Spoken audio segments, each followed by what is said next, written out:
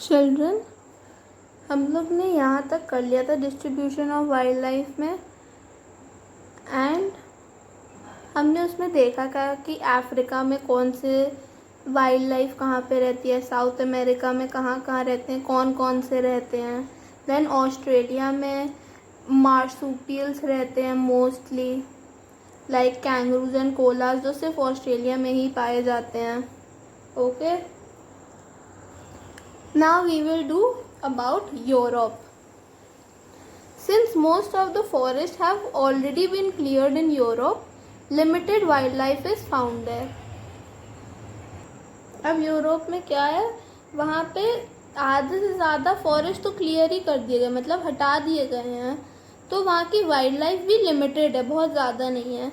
The main animal species found in this continent are polar bears, wild boars, wolves, sheep and native antelopes. तो जो main animal species है Europe की वो कौन सी है? Polar bears, wild boars, wolves, sheep और native antelopes. और फर बेयरिंग एनिमल्स कौन कौन से हैं? मिंक्स, सेबल्स और अर्माइन्स।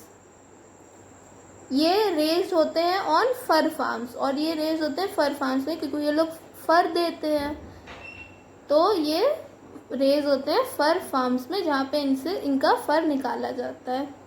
Okay, the well known birds include partridges, larks, skylarks, cuckoos and nightingales. Nightingales तो यहाँ पे भी पाई जाती हैं। Okay, so well known birds कौन सी यूरोप में पाई जाती हैं? Partridges, larks, skylark, cuckoos and nightingales.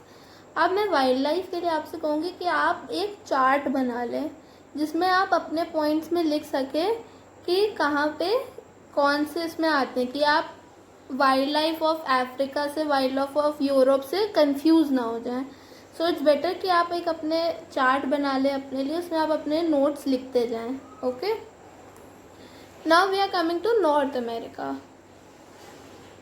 अब एज हम लोग सारे कॉन्टिनेंट्स का कर रहे हैं, so it will be very confusing. Okay, सो आप अच्छे से याद करते जाएं कौन से किसके एग्जाम्पल्स हैं, और जब आप वाइल्ड लाइफ देखो तब आप देखना कि वहाँ पे सबसे पहले क्लाइमेट कौन सा होता है, क्योंकि उसी क्लाइमेट के हिसाब से वहाँ पे पाई जाएगी। अब देखो यूरोप में ज़्यादा ठंड पाई जाती है, तो अब जब यूरोप में ज़्यादा ठंड पाई जाती है तो वहाँ पे मोस्टली फर बेयरिंग एनिमल्स होते हैं। ओके, फर बेयरिंग एनिमल्स, क्योंकि वहाँ पे ठंड होती है और वो अपने फर से अपने आप को वार्म रखते हैं, तो इसीलिए वहाँ पे ज़्यादा फर बेयरिंग एनिमल्स पाए जाते हैं। फिर पोलर बेयर्स भी सिर्फ बहुत आइसी और चिली जगह पे पाए जाते हैं। ओके, देन वुल्व्स भी कहीं ना कहीं चिल्ड लोकेशंस पर भी पाए जाते हैं, बर्फ़ में भी वुल्व्स भी मिलते हैं। ओके, नाउ थोड़े से कम ठंड एरियाज में बर्ड्स भी हम लोग को ये मिलती हैं। ओके, सो क्लाइमेट के हिसाब से डिस्ट्रीब्यूशन है। Now coming to North America. North America में भी जो एनिमल्स होते हैं उनका थिक फर होता है, जिससे वो अपने आप को प्रोटेक्ट कर सके from the cold climate. The animals found in North America have thick fur to protect themselves from the cold climate.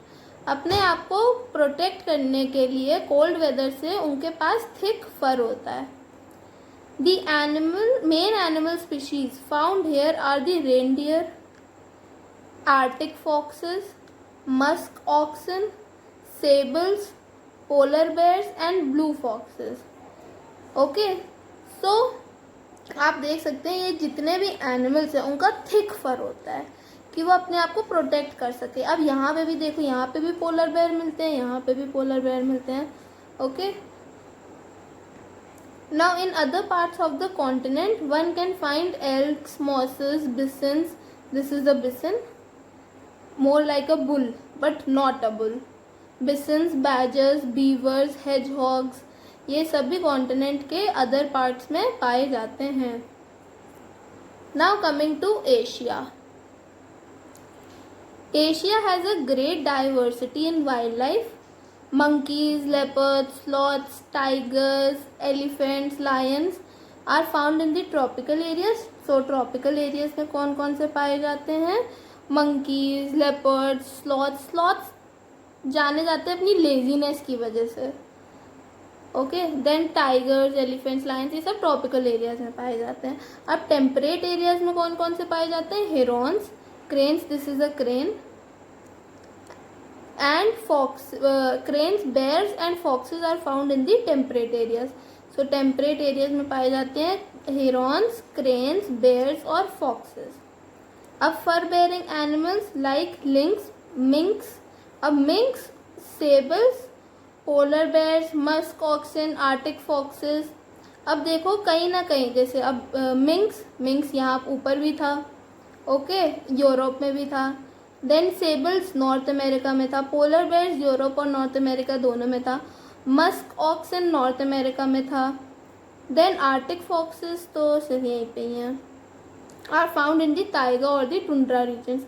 अब टाइगा और दी टुंड्रा रीजन्स में ये टाइप ऑफ वाइल्ड लाइफ पाई जाती है। और टुंड्रा कहाँ पे होती है?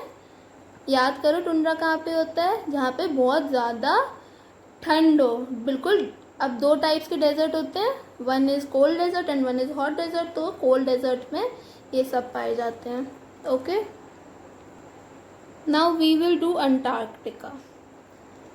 The water body which surrounds the continent has creatures which range from small krills to whales. अब ये जिस कॉन्टिनेंट को वाटर बॉडी ने सराउंड करा गया है उसके पास छोटे से छोटे एनिमल है और बड़े से बड़ा एनिमल है। छोटा एनिमल लाइक क्रिल्स टू बड़ा animals like whales. Okay, penguins are native to this continent and they have become the symbol of Antarctica. Penguins native हैं, मतलब सिर्फ इधर ही पाए जाते हैं, सिर्फ अंटार्कटिका में ही पेंगुइन्स पाए जाते हैं और ये सिंबल है अंटार्कटिका के। Snow petrel, which resembles a small white dove, is also found here. Snow petrel जो एक white dove की तरह लगता है वो भी यहाँ पे पाया जाता है. Then several types of seals and albatrosses inhabited the coastal areas, especially during the summer seasons. अब कई सारी की seals, albatross is a bird जिसके पास बहुत सारे बड़े wings होते हैं. ये सब कोस्टल एरियाज में देखी जाती हैं during the summer season. Okay, क्योंकि विंटर सीजन में तो जमा होगा कोस्टल रीजन, तो समर सीजन में ही तो देखेंगी कोस्टल रीजन पर क्या देखती हैं, सील्स और albatrosses. Now we will do till here only. I hope that everything is clear to you all. Okay, we will start with conservation of wild life. कैसे हम लोग वाइल्ड लाइफ को conserve कर सकते हैं इन द नेक्स्ट वीडियो.